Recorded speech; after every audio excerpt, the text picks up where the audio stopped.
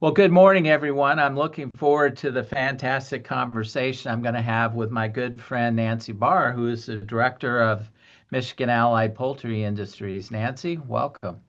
Thank you, George. Nice to be here.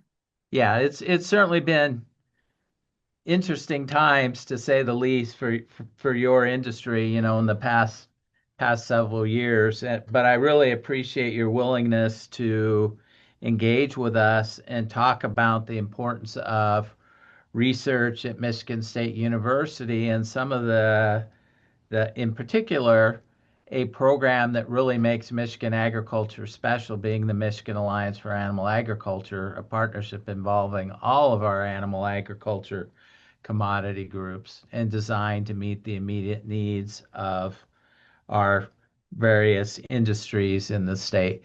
But as we work up to the details of that conversation, why don't we start out and tell us a little bit about Michigan Allied Poultry Industries, goals of your organization, and who's a part of the organization? Yeah, absolutely. I love to talk about my organization because I have tremendous respect for it. Michigan Allied Poultry Industries, it was originally founded in 1940, so we're on our 86th year. It was founded by farmers to essentially advocate for the poultry industry. Um, we have three major commodities, really, I guess you could say four, actually, in Michigan. We've got our egg layer farms that produce all of our table eggs here in Michigan, and they go outside of the state as well. We've got our uh, Michigan Turkey Producers, which is a farmer-owned cooperative. So resilience in the face of losing a processor.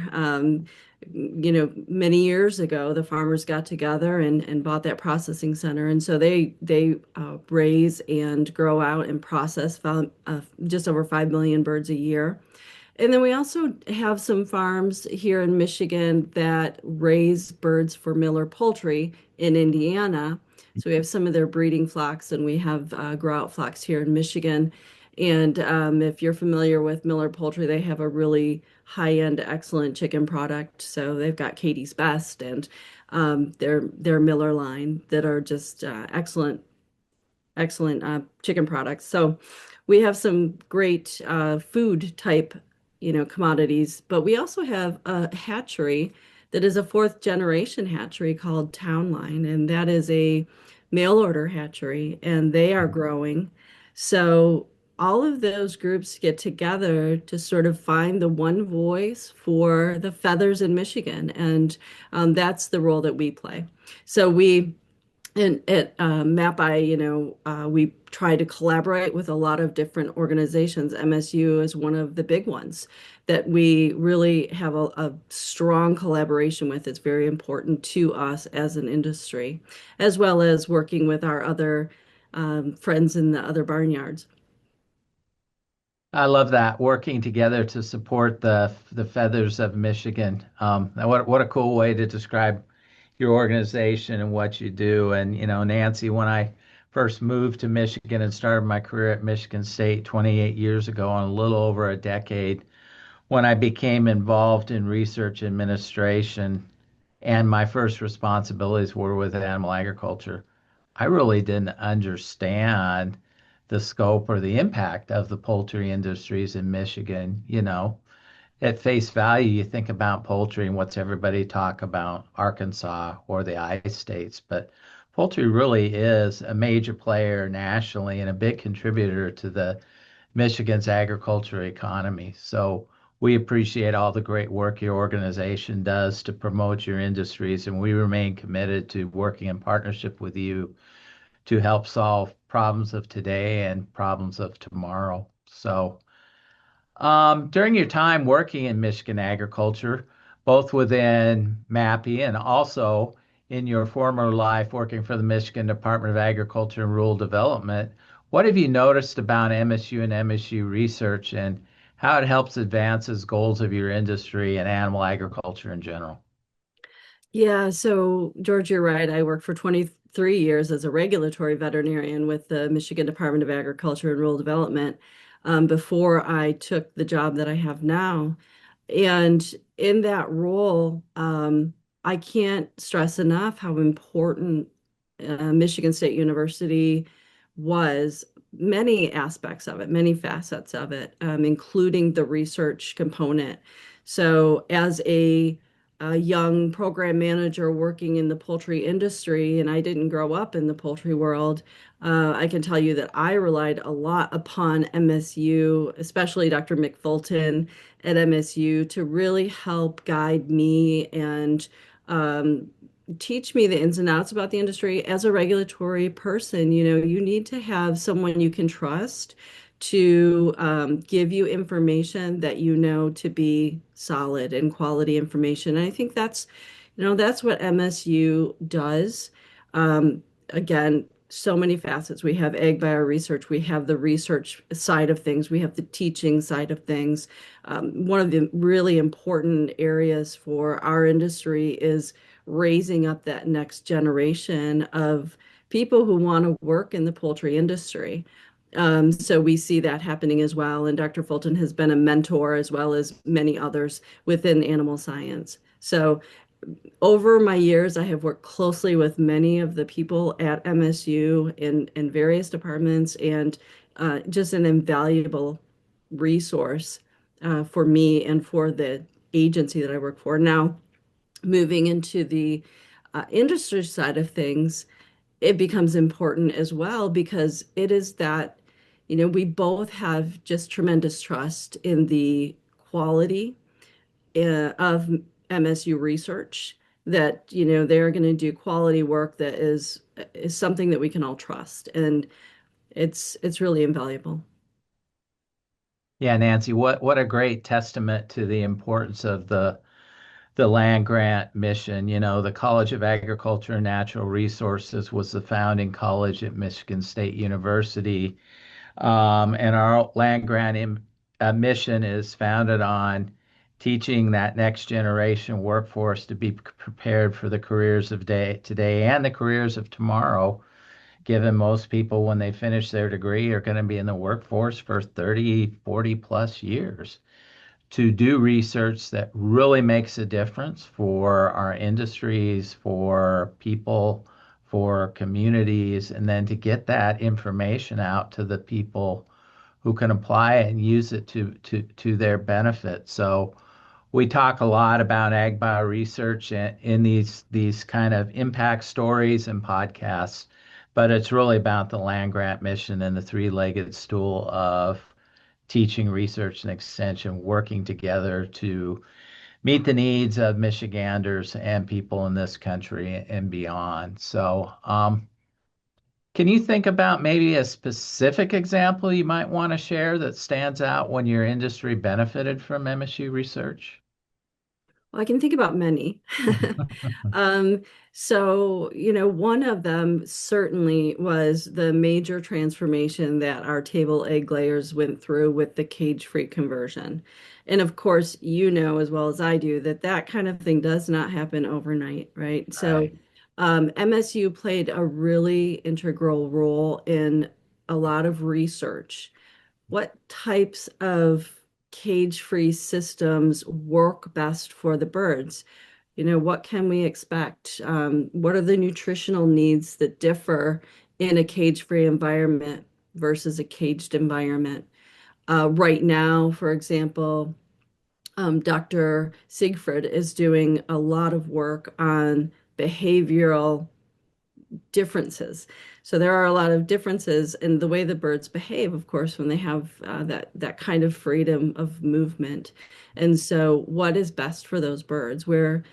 What systems work best? And the MSU works really closely with Big Dutchman, which is a local company here in Holland, Michigan, that provides a lot of these, systems for the cage-free barns. So it really is a collaborative effort between industry, the producers of that equipment, and MSU to help us navigate that change, which was and continues to be a big change. We are still learning about how to best, support the hens in that environment. So that's one example that really was just a huge direct impact on the industry.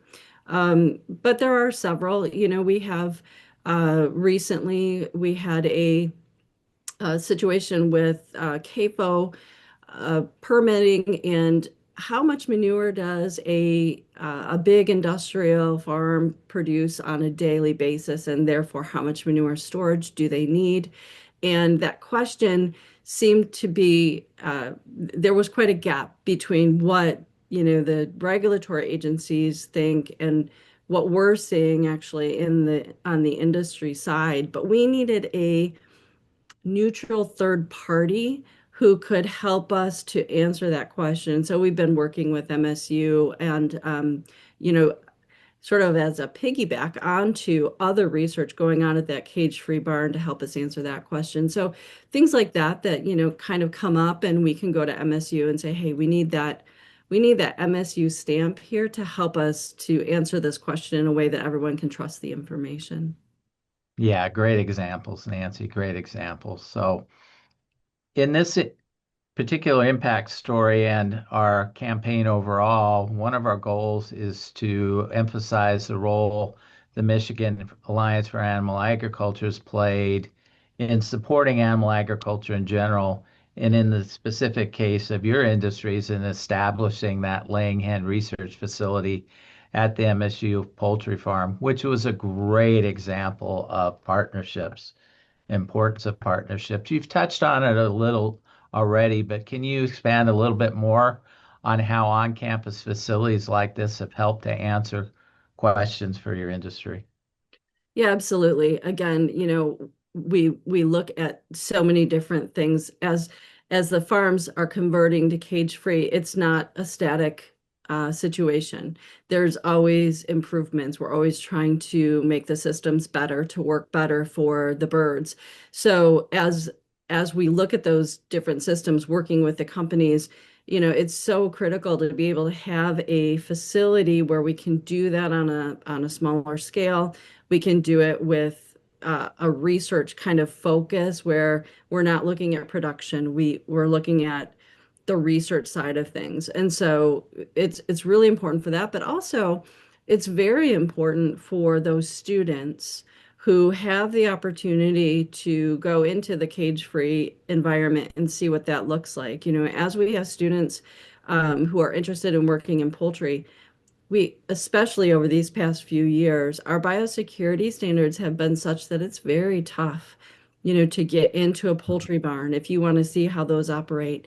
And so having students be able to do hands-on in an environment where there are birds in a cage-free environment is really invaluable to them, both for their further career and really just for an understanding of what this all means. Yeah, again, lots of great examples there, Nancy, and I want to highlight what you said about the importance of this facility and the work done at Michigan State University in terms of growing that workforce for tomorrow. You're 100% right. Those types of experiences are so critical for students. And when I was an undergraduate student in animal science in the state of agriculture back in the days when dinosaur roamed the earth, the majority of animal science students came from a farm background. Those Right. days are over.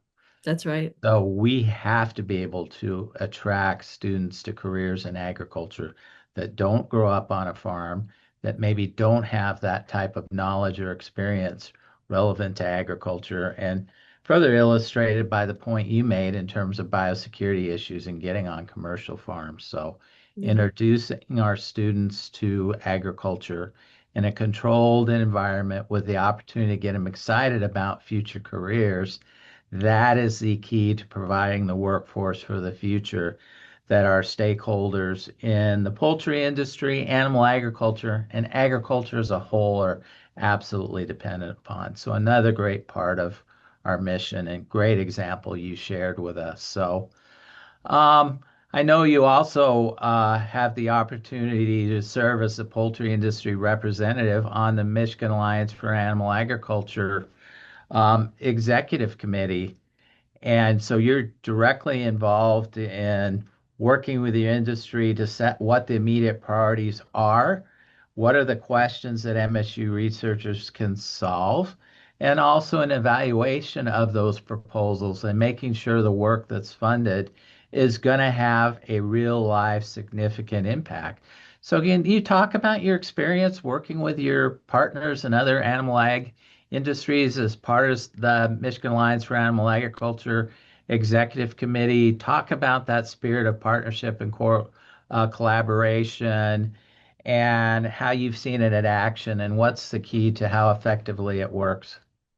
Yeah, so I'm gonna start with the the collaboration and the um, multifaceted research potentials, right, for MAAA. Because when we were talking about the cage-free barn situations, and we were talking about students who maybe didn't grow up in a farm situation, even if they did, things are different, and we're constantly changing and growing and becoming better at our farming practices, right? And then now are so inclusive of technology. They're using robots right now in the cage-free barns to see how that works in terms of movement. So I think there's both this barnyard aspect, but there's also the MAAA process allows for researchers from very different backgrounds in engineering and different things to be involved. So the MAAA process is very well laid out. And so it starts with each of us in our commodity groups looking at what are the priorities for research. Where do we really need that research? And then from there, it goes out from all of you to the research call. And that goes out to all researchers in the university. So it's not just limited to animal science, or even animal specific concentrations. It's a wide call. And so with that, we are able to get people who have unique ideas, who have thoughts that we wouldn't have because they have a different perspective.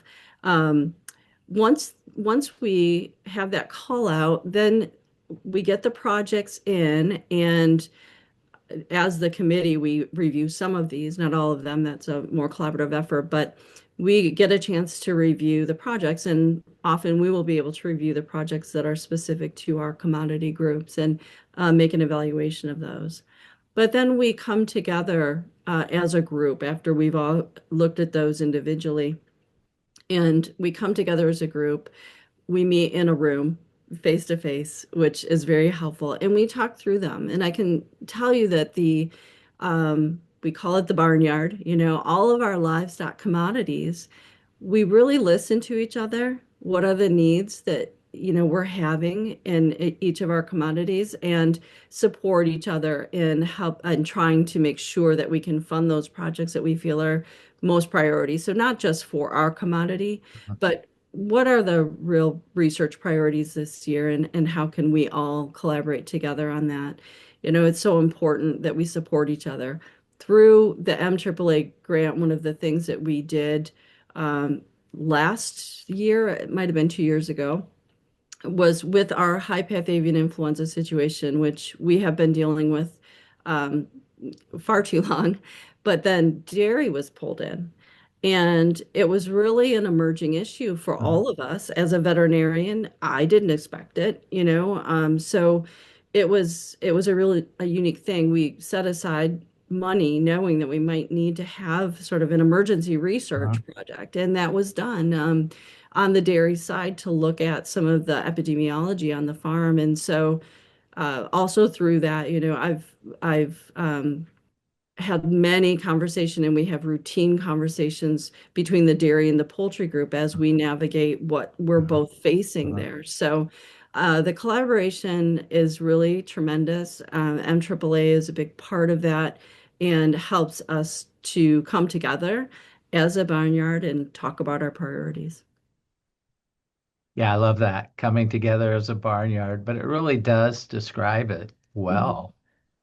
It describes the sense of partnership and how all of our animal agriculture commodity groups work together. And it's all about advancing animal agriculture as a whole, and those collective conversations ensure such just that the most meritorious projects that are going to have the biggest impact will get funded.